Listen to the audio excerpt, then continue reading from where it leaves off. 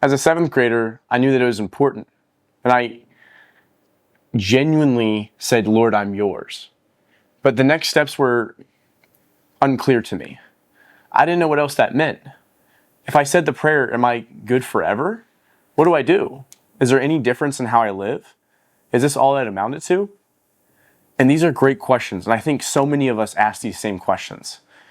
So the next 4.5 years until I started acting out my faith, I want to tell you what that process was like, discovering what it was to live with Jesus, with him daily.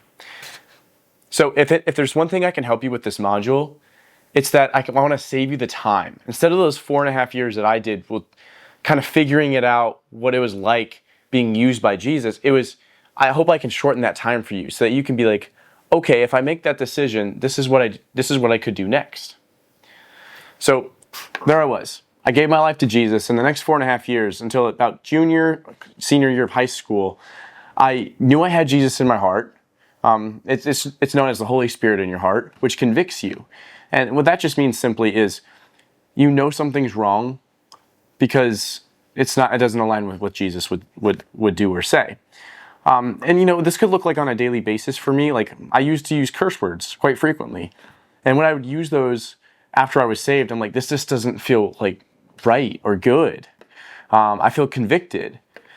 And I just didn't know what to do to show Jesus. Like, I wanted others to experience what I had because I no longer had that emptiness. But I had this feeling for more. But I was still pretty scared. Like you can imagine, we're all, as 16 and 15-year-olds, we're in puberty. We don't know what to do. But even if you accept Jesus and you're an adult, that is plenty years out of puberty, it still is awkward transition to feel like of what you should do. So during this time, although I had Jesus in my heart, I had to figure out, who did I want to be actually, genuinely, as James, myself, or as, put your name in, yourself. Who are you going to be with now Jesus in your heart? So during these years, I read the Bible off and on, was never really that excited to. I prayed, but they were shallow prayers. What I mean by that is I prayed with uncertainty. I think like most of us do, right? You're like, God, I pray that I can like ace this test, or God, I pray I can like get through this day as it's a hard day, and you just kind of like, I hope it happens. And those aren't bad things. It just reflected how my faith was at that time.